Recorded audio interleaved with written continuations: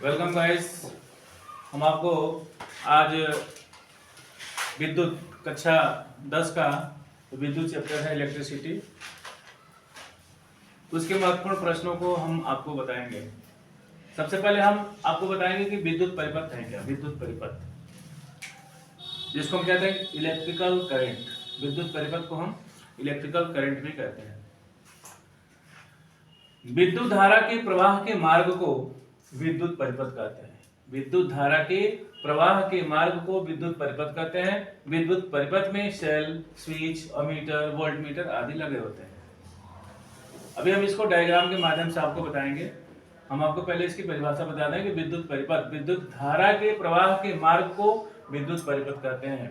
विद्युत परिपथ में सेल, स्विच, अमीटर, वोल्टमीटर आदि लगे होते हैं। विद्युत आरेख, विद्युत आरेख क्या है? तो ऐसा आरेख जो परिपथ में लगे उपकरणों को प्रदर्शित करता है। ऐसा आरेख जो परिपथ में लगे उपकरणों को प्रदर्शित करता है विद्युत परिपथ आरेख कहलाता है। वो परिपथ में लगे जो उपकरण हैं वो कौन कौन से हैं? जैसे सेल हो गया, स्विच हो गया, अमीटर हो गया, वोल्ट मीटर हो गया। ये जो परिपथ है उस परिपथ में लगे हुए ये उपकरण है, इनको वह प्रदर्शित करता है, उसी को हम कहते हैं परिपथ आरेख। इसके बाद आपको ये जब हम अगर समझ में आ गया होगा कि विद्युत आरेख और विद्युत परिपथ क्या होता है, तो जो विद्युत अवयव हैं, विद्युत अवयव यानी कि जो विद्युत परिपथ में विद्युत परिपथ में विद्युत परिपथ में उपयोग होने वाले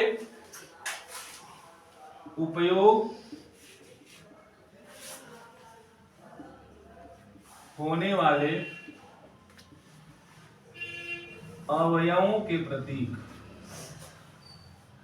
अवयवों के प्रतीक,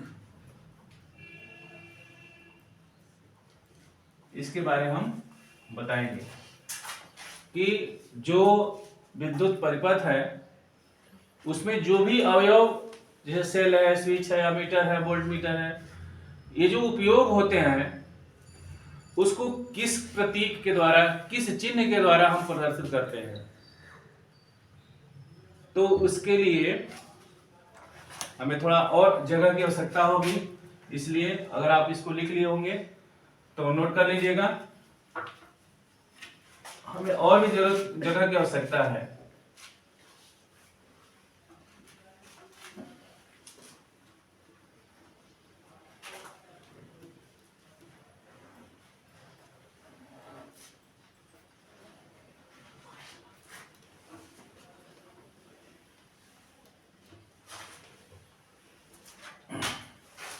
हेडिंग डालेंगे विद्युत परिपथ में उपयोग होने वाले अवयवों के प्रतीक, अवयवों के प्रतीक, प्रतीक मतलब चिन्ह। इसके लिए हम आरेख खींचेंगे। आरेख कैसा होगा? तो एक साइड में होगा क्रम संख्या और दूसरे साइड में जो अवयव होगा उसका नाम लिखेंगे। ये हो गया क्रम संख्या, ये अवयव का नाम, और यहां लिखेंगे अवयव का प्रतीक, प्रतीक जिसको अंग्रेजी में हम कहते हैं सिंबल, सिंबल अंग्रेजी में क्या कहते हैं? सिंबल कहते हैं। पहला ये हमने एक आरेख तैयार कर लिया, इसी को आरेख कहते हैं। मैंने एक आरेख तैयार कर लिया। आरेख में एक नंबर, पहले नंबर में हम जाएं तो पहले नंबर में अवयव का नाम हम देते हैं सेल। अगर परिपथ में सेल दिया गया हो तो उस सेल का चिन्ह कैसा होगा, प्रतीक कैसा होगा, तो हम दो पट रेखा खींचते हैं। जो बड़ा वाला चिन्ह होता है उसको प्लस और छोटे वाले को माइनस लेते हैं। तो ये जो प्रतीक होगा यह आपका सेल का होगा, सेल का प्रतीक है। उसके बाद आते हैं बैटरी।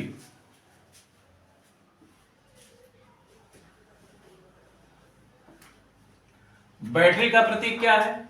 तो बैटरी का प्रतीक होता है जैसे सेल का संयोजन, जो सेल का संयोजन होता है वह बैटरी कहलाता है।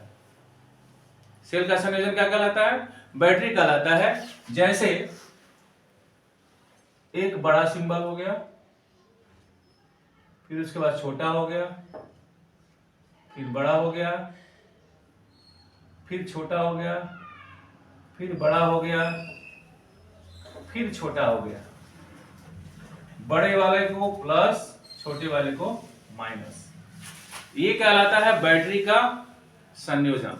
बैटरी के संयोजन को हम क्या कहते हैं? सॉरी, सेल के संयोजन को हम क्या कहते हैं?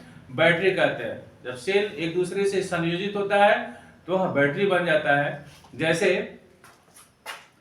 ये मान लीजिए ये दो बैटरी है, सेल है, ये दो सेल है,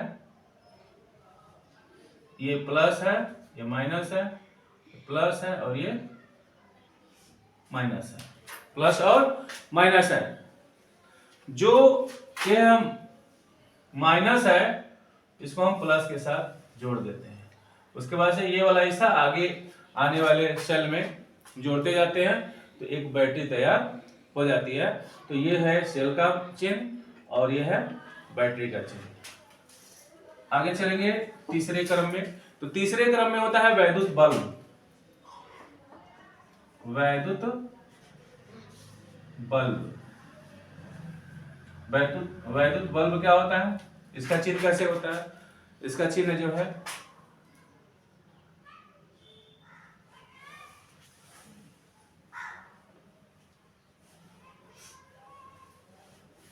ये हो जाता है, वैद्युत बल्ब का चिन्ह हो जाता है। हम बल्ब का आकार भी दे सकते हैं, लेकिन हम आपको ये जिसे जो डायग्राम दिया जाता है सिंबल, वह अधिकतर यही सिंबल दिया जाता है। बल्ब बनाने में थोड़ा सा समय लग जाता है, इसलिए सिंपल में ये बल्ब का चिन्ह हम बना लेते हैं। उसके बाद से आता है प्रतिरोधक।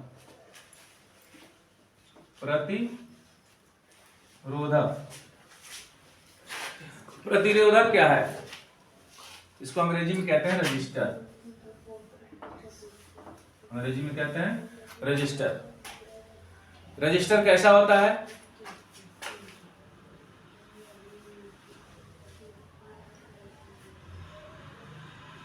ये हो गया आपका रजिस्टर, दो सिराएं होती हैं, ये रजिस्टर हो गया। कुछ लड़के ये स्टाइल में बनाते हैं, लेकिन ये तरीका क्या है? गलत है। आपका जो रजिस्टर होता है उसका सिंबल ऐसे होता है,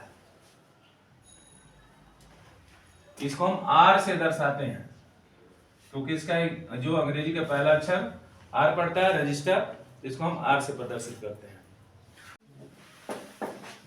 5 नंबर में आता है कुंजी। कुंजी को की भी कहा जाता है, अंग्रेजी में की भी कहते हैं। कुंजी का प्रतीक होता है ये। लेकिन दो तरह के कुंजी मिलेंगे आपको। बीच में जब गैप होगा तो धारा प्रवाहित नहीं होगी, लेकिन जब ये कुंजी के बीच में जब हम एक कोई भी एलिमेंट इसमें डाल देते हैं, जब इसको हम दबाते हैं, पुश करते हैं, तो दोनों तरफ धारा प्रवाहित होने लगती है। इसलिए इसको कहा जाता है खुली कुंजी, और इसको कहते हैं बंद कुंजी। एक हो गया खुली कुंजी और एक हो गया बंद कुंजी। बंद कुंजी में धारा प्रवाहित होगी, लेकिन खुली कुंजी में धारा प्रवाहित नहीं होगी, क्योंकि यह दूसरे से अलग है, एक दूसरे से अलग है। जब एक दूसरे से अलग है, जब एक दूसरे से टच ही नहीं है, तो धारा प्रवाहित होने का कोई सवाल ही नहीं है। इसलिए हम इसको खुली कुंजी कहते हैं, जिसमें धारा प्रवाहित नहीं होती है। और बंद कुंजी में जब हम इसको दबाते हैं, तो बंद कुंजी में धारा प्रवाहित होने लगती है। उसके बाद से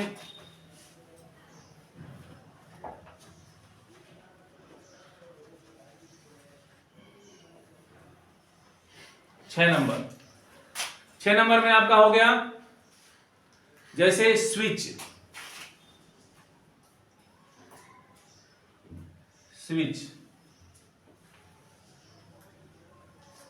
स्विच क्या है? अंग्रेजी में हम इसको लिख सकते हैं स्विच, SWITCH,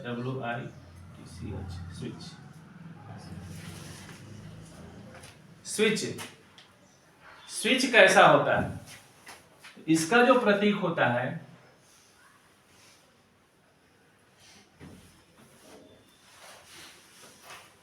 ये होता है, ये है स्विच का प्रतीक। ये स्विच का प्रतीक है। अभी इस समय जो हमने स्विच का जो मॉडल दिया है, जो स्विच का जो मैंने मार्क लगाया है, जो सिंबल दिया है, इसमें धारा प्रवाहित नहीं हो रही। धारा कब प्रवाहित होगी? जब हम इसको दबाएंगे और जब ये इसको टच करेगा, तब जाकर के धारा प्रवाहित होगी। जैसे मान लो रूम में अंधेरा हुआ है, स्विच जो है ऑफ है, यानी कि यह इस समय स्विच ऑफ है। मम्मी कहती है जाओ बल्ब जला दो। हम क्या करते हैं? जब बटन दबाते हैं तो बल्ब क्या हो जाता है? जलने लगता है। अर्थात ये जब इसमें टच होता है तो इसमें धारा प्रवाहित होने लगती है और बल्ब उस धारा के प्रवाह से जलने लगता है। ये होता है स्विच। अगला नंबर है सातवां है तार, जिसको संधि भी कहा जाता है। और इसको अगर अंग्रेजी में कहें तो यह कंजक्शन वायर है। कंजंक्शन वायर, ये कंजंक्शन वायर। कंजंक्शन वायर होता कैसे? जैसे मान लीजिए एक तार गया है, ये मेन तार है, गया है। हम क्या करते हैं? बीच से ले आकर के एक तार जोड़ देते हैं, जिसको हम कटिया कहते हैं। इसको कटिया कहा जाता है। अलग से तार इसमें जोड़ देते हैं, इसको हम कहते हैं तार संधि। इसी को हम तार संधि कहते हैं। यानी कि एक तार है, उसमें दूसरा तार बीच में ले आकर के हम जोड़ देते हैं, जिसको हम तार संधि कहते हैं। आगे होता है आठवां तार क्रॉसिंग, यानी कि crossing wire. Crossing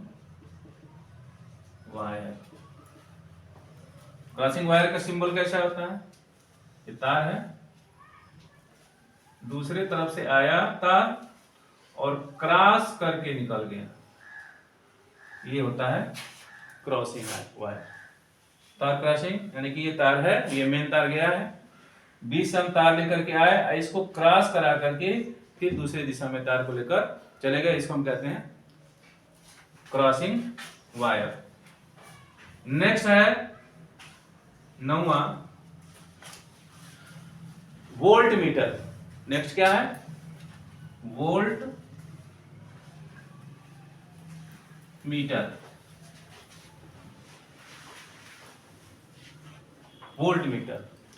volt meter का जो सिंबल है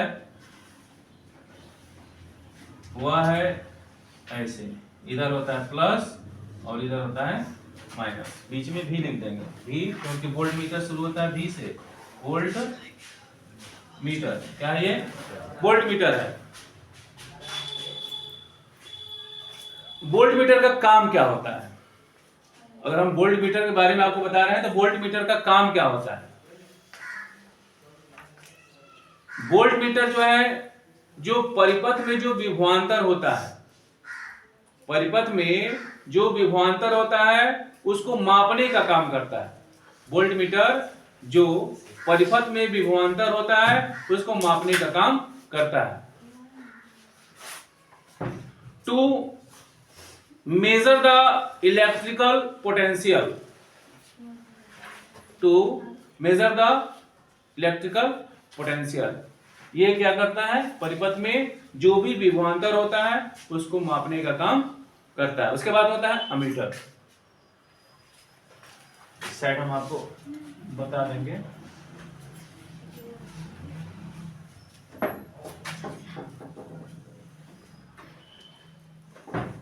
ये क्रम संख्या हो गया 10।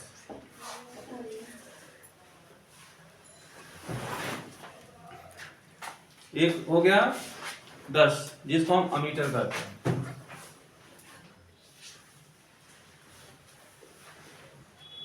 अमीटर को AMMETER, A से दर्शाते हैं यहाँ पे।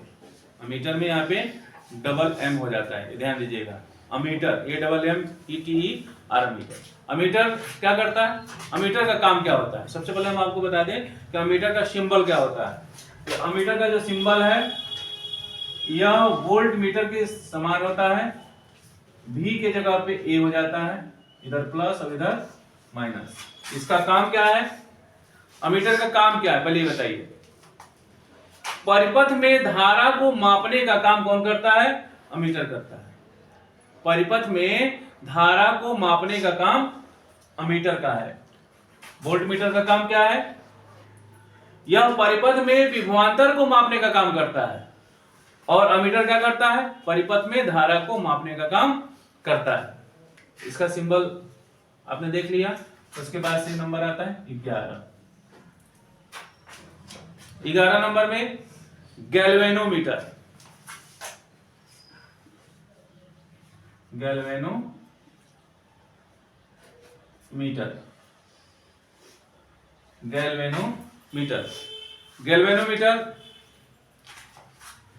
ये भी इधर प्लस इधर माइनस और यहां पे हम G लिख देते हैं, क्योंकि गैल्वेनोमीटर G से शुरू होता है तो यहाँ पे हम G लिख देते हैं। ये भी गैल्वेनोमीटर भी क्या करता है? धारा को मापता है। पूछेंगे कि ये गैल्वेनोमीटर अमीटर क्या करता है? धारा को मापता है, लेकिन बड़ी बड़ी धाराओं को भी यह नाप लेता है। लेकिन जो गैल्वेनोमीटर होता है वह छोटी छोटी धाराओं को मापने का काम करता है। गैल्वेनोमीटर छोटी छोटी धाराओं को मापने का काम करता है। इसके बाद से आता है 12 नंबर, धारा परिवर्तक। धारा परिवर्तक, इसको हम धारा परिवर्तक को एक और नाम दे सकते हैं, इसका कहते हैं कि परिवर्ती प्रतिरोधक। परिवर्ती प्रतिरोधक, परिवर्ती प्रतिरोधक या यहां लिख सकते हैं आप। हम धारा परिवर्तक भी कह सकते हैं और परिवर्ती प्रतिरोधक भी कह सकते हैं। इसका सिंबल कैसा होता है? जैसे रजिस्टर ये हो रहा है, इसको ये क्रॉस करता है, ये हो जाता है परिवर्ती प्रतिरोधक।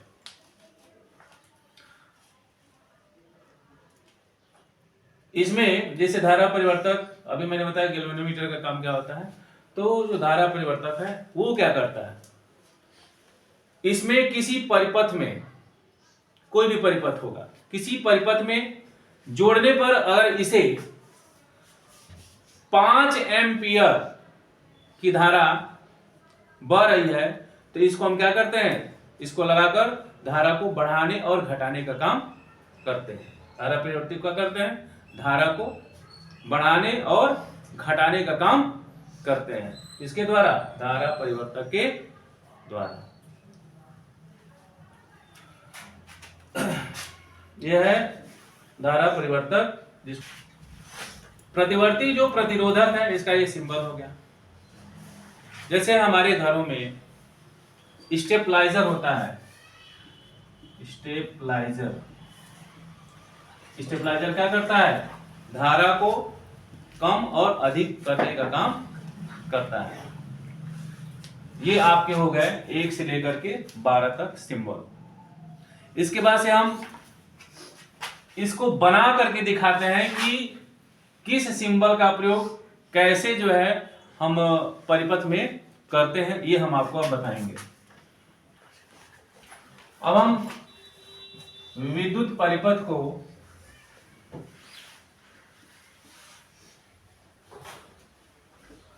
जो भी हमने अभी सिंबल बताया है, उस सारे सिंबलों को हम कैसे आरेखित करेंगे, इसको हम आपको बताएंगे।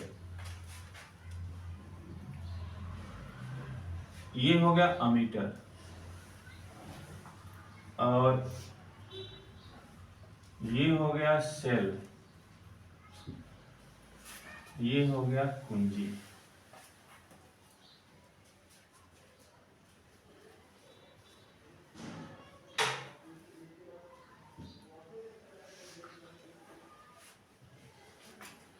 ये धारा प्रवाहित हो रही है, इसमें धारा प्रवाहित हो रही है। यहां पे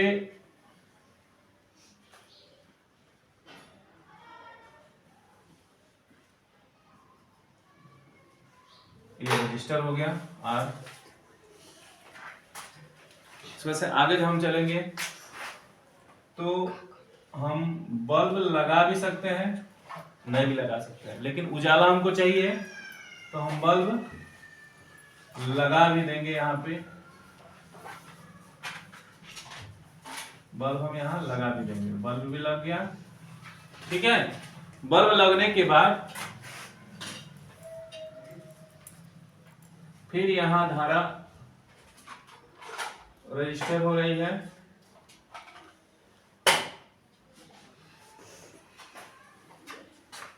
ये हो गया। अब इसमें क्या करते हैं, ये ध्यान रखिएगा, हमेशा जो वोल्ट मीटर होता है वह हमेशा समांतर क्रम में होता है। वोल्ट मीटर हमेशा समांतर क्रम में होता है। इसके लिए हम क्या करेंगे, वोल्ट मीटर को यहां जोड़ेंगे।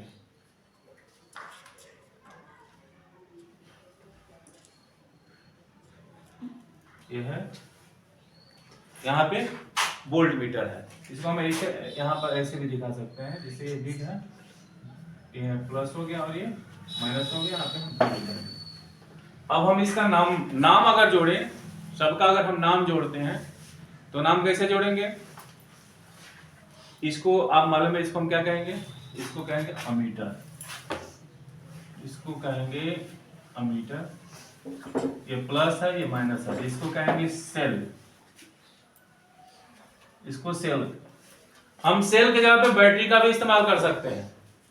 जब हम बैटरी यहां पे अगर रखेंगे तो बैटरी का जो चिन्ह होगा हम कैसे चेंज कर देंगे, ये हो गया आपका, यहां पे हम ये बैटरी इस तरह जोड़ेंगे।